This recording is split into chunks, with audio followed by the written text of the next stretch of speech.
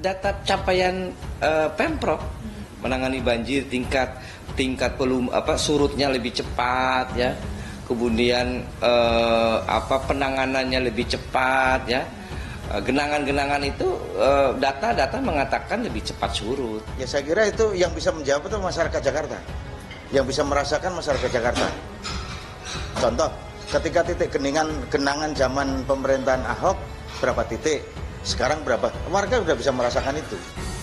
Jadi apa yang digambarkan oleh Indobarometer melakukan survei untuk DKI Jakarta kaitan pengentasan banjir, saya kira sudah menggambarkan posisi Jakarta saat ini. Sudah diurus oleh ahlinya.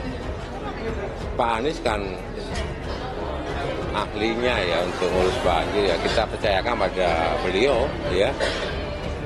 Jadi ya beri kesempatan pada Pak Anies untuk apa yang dia kerjakan di dalam menangani persoalan banjir. Indonesia itu tidak butuh yang namanya pemimpin seperti Anies Baswedan. Tak ada gunanya untuk bangsa ini. Ya. Bangsa ini itu tidak butuh kata-kata. Bangsa ini butuh kerja nyata. Pokoknya dia ini mendadak sok sibuk banget gitu ya menjelang lengser. Nah, tapi anehnya Anies bungkam ketika ditanya soal isu jual beli jabatan di Pemprov DKI. Sama bungkamnya ketika ditanya soal banjir oleh awak media pada bulan Juli lalu. Kelihatan ya, kalau Anies berusaha menghindari isu-isu yang merugikan dirinya, padahal itu kan masih dalam tanggung jawabnya sebagai gubernur. Ini kabar buat kita untuk memotret figur Anies, kualitasnya seperti apa. Yang jelas, dia ahli menata kata, tapi dia juga juara terbaik sebagai gubernur yang terburuk dalam menata kota. Ini kenyataan, ini fakta, ini realita.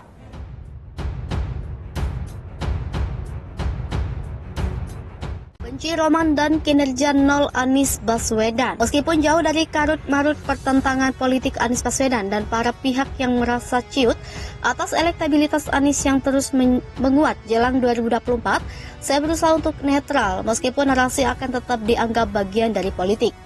Seperti pilihan politik golput yang dipahami secara politik, memilih atau tidak memilih adalah juga bagian dari pilihan politik. Semua dapat dipolitisasi sesuai kebutuhan. Namun menarik dicermati pernyataan Ketua Fraksi PDIP DPRD DKI Jakarta, Gembong Warsono, yang menyebut bahwa pihaknya sudah mengumpulkan catatan kepemimpinan Anies Baswedan selama 5 tahun menjabat Gubernur DKI Jakarta. Menurut dia, PDIP melihat dari pencapaian RPJMD 2017 sampai 2022. Banyak program yang tidak jelas wujudnya sehingga pihaknya memberikan penilaian 0 dari berbagai kinerja yang telah dilakukan Anies selama menjabat Gubernur. Tentu saja kita bisa maklum dalam konteksnya politik, terlepas dari baik dan buruk jika telah berlawanan arus politik, maka bisa saja terjadi fenomena benci roman. Ini menegasi kata orang bijak politik bahwa memang prinsip Machiavelli harus dimainkan dalam setiap perkara politik agar terlihat garang padahal rapuh. Tak ada teman apalagi sahabat dalam politik, meskipun mereka berkuda bersama, makan nasi goreng bersama atau berintim politik di kereta api, semuanya adalah bagian dari pencitraan politik. Kamuflase dari apa yang dibahasakan secara halus sebagai konsolidasi koalisi. Dalam politik, ternyata politik dagang juga menjadi item menarik, terutama dagang sapi. Entah mengapa harus sapi sebagai pilihannya. Barangkali karena proses tawar-menawarnya, apalagi politik dagang sapi dapat dipahami sebagai bentuk pemufakatan politik. Di antara partai bisa juga dilakukan oleh sebuah partai dengan pihak-pihak tertentu melakukan tawar-menawar atau konsensi-konsensi lainnya untuk memenuhi keinginan masing-masing pihak yang terlibat di dalamnya. Karena jelas yang bermain dalam proses politik dengan segala dinamikanya, semuanya asli manusia yang cerdas-cerdas pula, bukan kumpulan sapi. Mengapa harus nol? Apakah dalam politik tak mengenal politik etis yang menghargai kinerja rival sebagai prestasi? Bagaimanapun hampir setiap pemain politik akan bermain aman sejak 100 hari pertama kinerjanya. Setidaknya jika ia punya 100 program, 10% saja sudah digolkan adalah tetap saja sebuah prestasi. Sekalipun prestasinya adalah semacam seremoni dari perayaan atau bangunan artifisial. tapi setidaknya mengubah wajah dan landscape Jakarta menjadi sedikit manis atau justru terlalu manis, sehingga sulit untuk mengungkap pujian karena soal rivalitas itu.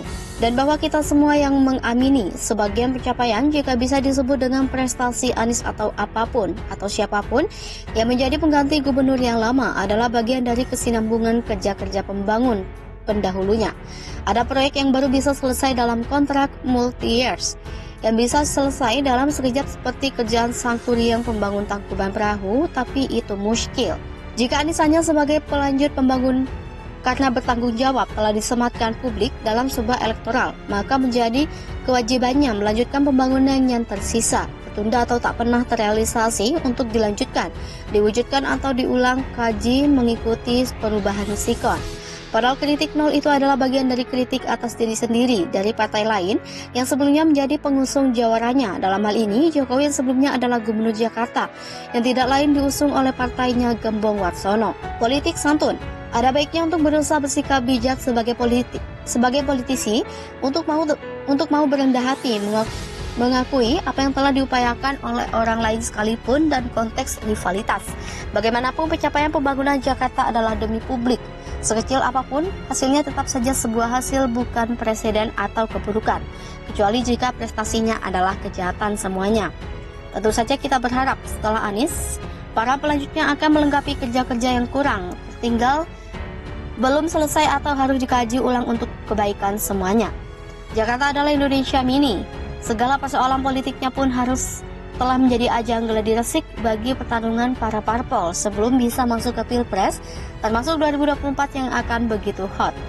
Jadi kita maklum pastilah panas kompor gas Pilpres 2024 yang menjadi pemicu makin panasnya persaingan menuju kursi 2024. Apalagi PDIP-nya Gembong Warsono sedang ngotot mengincar kursi RI nomor 1, sedangkan rivalitas utamanya tidak lain adalah mantan Gubernur Jakarta Anies Baswedan yang belum lama ini dinobatkan oleh Nasdem secara resmi sebagai calon kuatnya.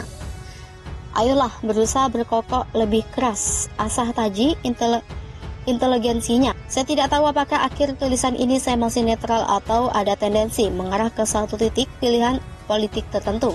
Anggaplah itu pilihan politik semu. Namun itulah realitas yang mestinya harus disikapi dengan bijak secara politik. Jika sebenarnya kita yakin suara krisis kita bertendensi sesuatu, akan lebih baik jika diam atau berpolitiklah santun dan bijak. Itu akan bisa mendulang elektabilitas, bukan menjatuhkan marwah sendiri. Waspadalah rakyat makin cerdas sekalipun tengah begitu rapuh setelah hantaman pandemi dan transisi ekonomi setelahnya. Apalagi jika benar resesi 2023 akan menghantui kita. Keep clean government. Tetaplah damai, jaga demokrasi prosedural sebagai patron politik kita. Demokrat sebut narasi Ade Armando soal Anies menang jika umat Kristen terbelah sebagai toksik demokrasi. Partai Demokrat menanggapi video Ade Armando di kanal YouTube yang bertajuk Bila Suara Umat Kristen Terbelah, Anies akan menang yang diunggah pada Rabu, 2 November 2022. Deputi Badan Pemenangan Pemilu Partai Demokrat, Kamhar Lakumani, menilai pernyataan Ade yang mengeksploitasi politik identitas ini sangat berbahaya. Kamhar menjelaskan narasi AD merupakan toksik bagi demokrasi dan ancaman bagi kerukunan antar umat beragama. Ia pun menyayangkan sikap AD yang terus-menerus melontarkan post-truth politik. Kamhar menyebut pernyataan AD dalam kanal YouTube-nya bertendensi melanggengkan polarisasi di masyarakat demi keuntungan politik pada pemilihan presiden atau Pilpres 2024. Dia menyebut AD seperti benalu demokrasi. Kamhar mengatakan isu soal agama di Indonesia merupakan isu sensitif, apalagi kata dia, Indonesia punya pengalaman tidak menyenangkan berupa konflik dengan latar belakang agama. Ia berharap isu ini tidak digaungkan terus-menerus demi merawat kebinekaan bangsa. Dia mengatakan Ketua Umum Partai Demokrat Agus Harimurti Yudhoyono alias AHY telah menegaskan untuk melawan segala bentuk praktik post-truth politik seperti yang dilontarkan AD.